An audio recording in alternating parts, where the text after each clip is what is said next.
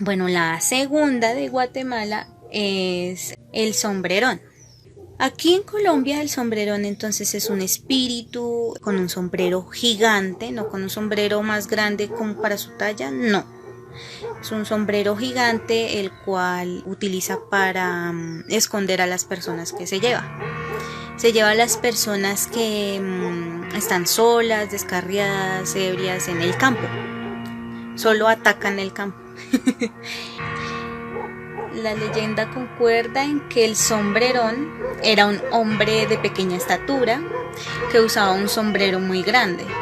Pero según la imagen que muestran ahí, no era un sombrero gigante más grande que él, como lo cuentan acá en Colombia, sino un sombrero pues grande, o sea, de no sé cómo se llama, la copa y el ala, no sé cómo se llama, bueno, esta cosita que viene acá era grande. Siempre estaba con una guitarra y tenía una voz maravillosa, con lo que atraía a las mujeres. Cuenta la leyenda que el sombrerón vio a una mujer que lo deslumbró con su belleza, de ojos oscuros, pelo negro, tanto así que al verla no pudo resistirse y quiso enamorarla, por lo que se acercó a su balcón y le cantó una serenata. La mujer, a quienes en algunas leyendas la llaman Cecilia, se enamoró de este pequeño hombre con esta angelical voz. Todos los días lo esperaba allí para que le cantara. Cecilia dejó de comer esperando a que llegara el hombre con voz melodiosa. Los padres de Cecilia, preocupados, llaman a un sacerdote y al ver que éste no podía ayudarla, la llevaron a un convento. La muchacha murió de tristeza y el día del velorio apareció el hombre, el sombrerón, cantando y llorando de tristeza. Desde ese día cuentan las leyendas que se puede escuchar al sombrerón cantar con su guitarra en las noches y busca a la mujer de pelo negro y ojos oscuros. Se dice que para ahuyentar al sombrerón de una mujer a la que persigue, a esta se le debe cortar el pelo. Brasil, cogí dos, no mentiras, una. La de Brasil es más urbana. Se llama Fantasma del Callejón. Un poquito difícil porque las páginas me arrojaban los relatos y las leyendas en portugués y pues uno queda como confundido. Entonces pues solo alcancé a recopilar una. Esta historia es de un muchacho que vivía por un callejón y solía gritar cerca del oído de la gente.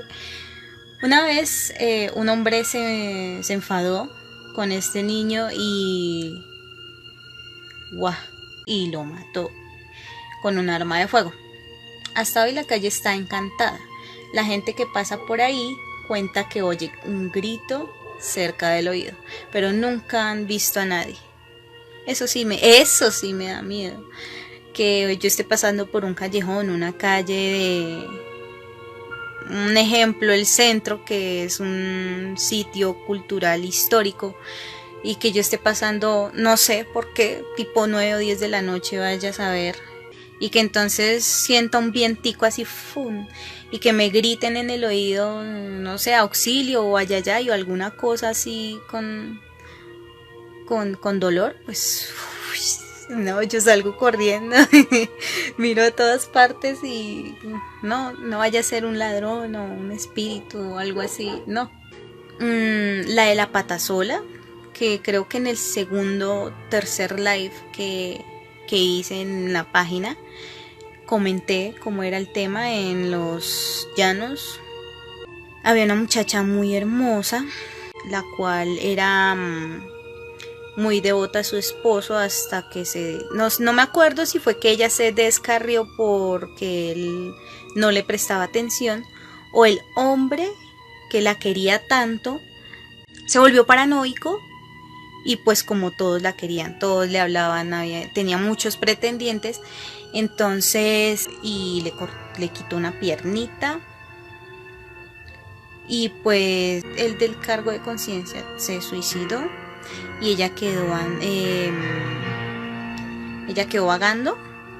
Los atrae con su belleza y los espanta con su patica a estas personas que son infieles, que se encuentran haciendo lo que no deben a altas horas de la noche, los ebrios, todas estas personas, las espanta y pues cuando menos se dan cuenta entonces no es una mujer hermosa sino un espectro con cara horrible.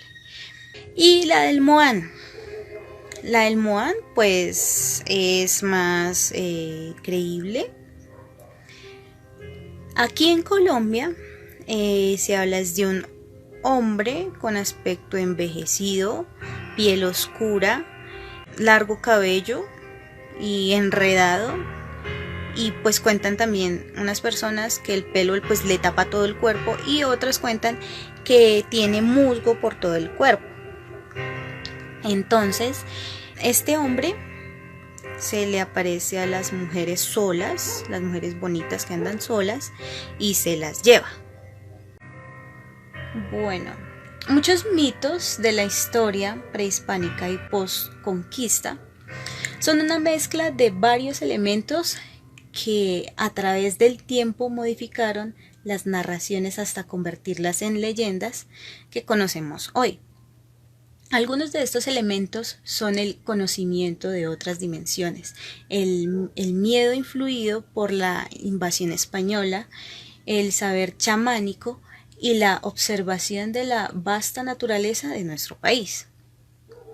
La historia del Moán es un ejemplo perfecto, tiene elementos de todas las bases, algunos con miles de años de antigüedad.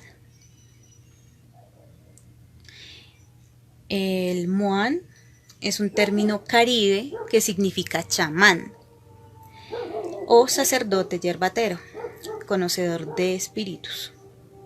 Antes del descubrimiento, los mayas llamaban Moán a aquellos maestros indígenas que manejaban las plantas, el alma de los bosques y las de los espantos de las piedras. Esos espantos de las piedras son elementales. La leyenda del Moán tiene algunas variaciones dependiendo de la región, pero también algunas generalidades que se han mantenido a lo largo de los siglos. Se dice que el Moán es un ser de piel oscura, como ya les decía, rugosa, como la corteza de un árbol, con musgo y líquenes adheridos. Su cabello es abundante por todo el cuerpo y llega a confundirse con delicadas enredaderas. Sus ojos son enormes, de color miel claro. Pero aparte de la parte que es blanca, es roja. Un rojo encendido. Todas las variaciones coinciden con que es un viejo vigoroso, con uñas largas y afiladas. Aún con este aspecto, que podría interpretarse como aterrador, el Moán es enamoradizo, conquista a las muchachas con piedras preciosas y pepitas de oro, y les canta o silba entre los pedregales de la quebrada. Del Moán también se dice que bebe la sangre de los niños, que los mata y se los come, para luego llevarse los huesos a su caverna, que su aliento es enfermizo y que para contrarrestarlo se deben hacer baños con tabaco o sahumerios con las hojas.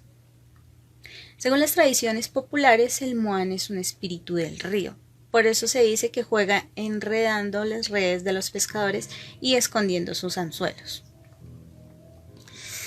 Es un espíritu tremendo, porque si hace todas estas cosas, aunque lo de los niños no lo creo es lo de las muchachas y lo de las redes. Lo de las redes sí lo había leído cuando era pequeña.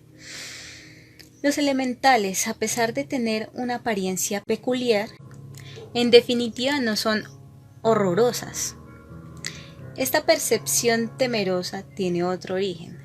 Tomás Carrasquilla, por ejemplo, nos habla en sus escritos que el Moan es una criatura demoníaca que detesta a los cristianos.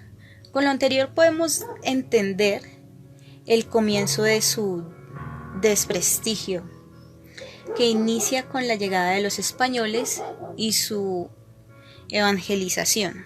Eso sí es muy cierto, pues estas personas, los indígenas, las personas que ya estaban aquí asentadas, eso es muy duro, mezclar culturas, más si la otra cultura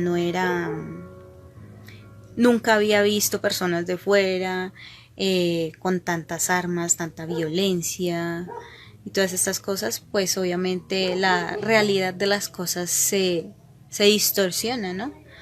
Como sabemos, los españoles les mostraron persecución a los chamanes e inventaron historias con el fin de minimizarles su autoridad frente a la comunidad e infundir miedo alrededor de sus prácticas.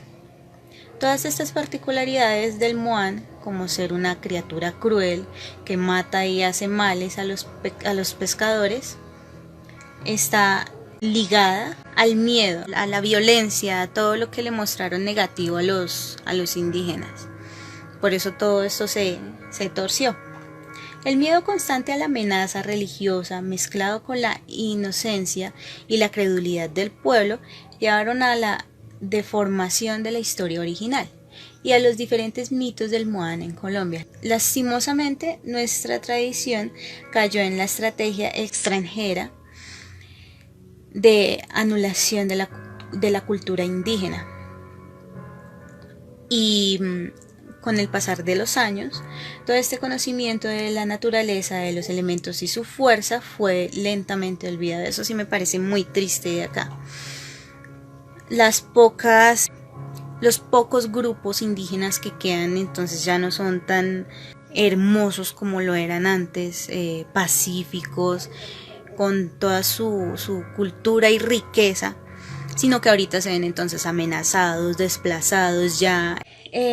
Bueno, pues esto fue lo que me gustó de esta historia del Moan. No es como lo pintan, sino que el miedo que le inculcó el pueblo español al pueblo indígena causó ese miedo hacia los chamanes y el desprecio. Y me imagino que por eso los apartaron del pueblo y pues tuvieron que vivir en el bosque, y allí entonces todas estas historias del Moan.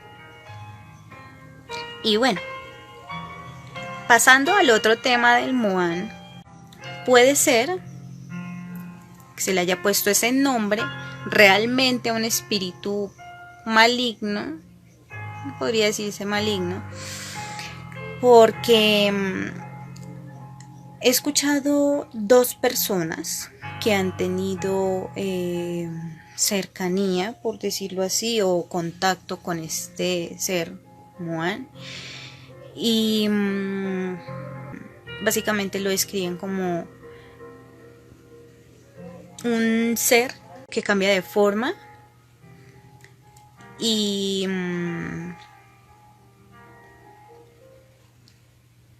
dependiendo de la persona, dependiendo de la mujer, se vuelve atractivo, joven o no tan joven, entrado entonces a sus 40, por eso digo dependiendo de la mujer, para atraerla y llevársela.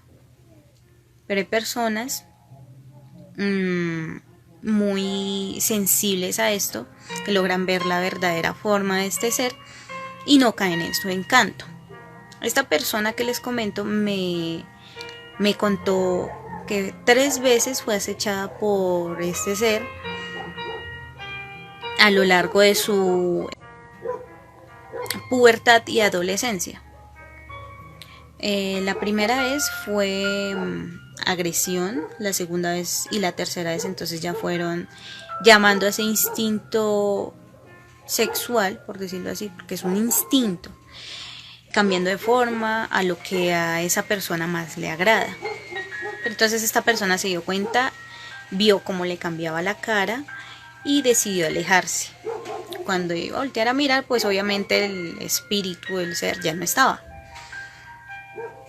Entonces, pues la verdadera historia del Moan es muy triste, pero entonces, de acuerdo a lo que se contaba, que el Moan, el sacerdote, el chamán, le gustaba coquetear y le gustaba dar obsequios.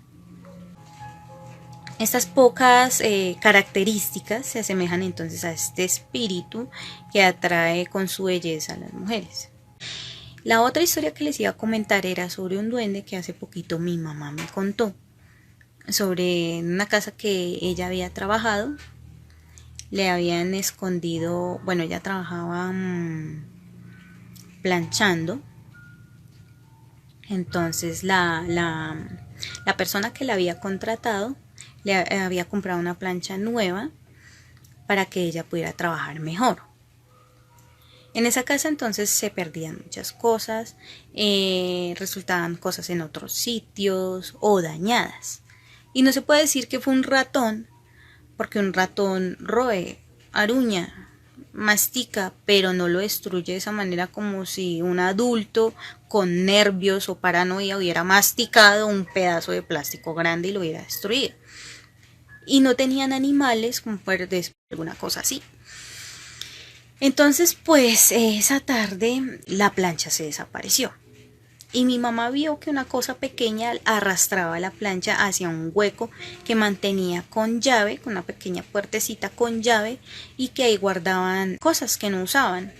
Pero era pues como una puertica pequeña, ¿cómo decirlo? Como, ¿si han visto Coraline? Un poquito más grande que la puerta por donde ella entra. Algo así más o menos. No sé más o menos cómo explicarles la dimensión. Entonces pues toca ponerles un ejemplo así. Entonces mi mamá vio ese ser chiquitico con overol. Se llevó la plancha nueva. Era metálica, brillante, bonita, según lo que me cuenta mi mamá. Y entonces al momento de planchar pues no había nada.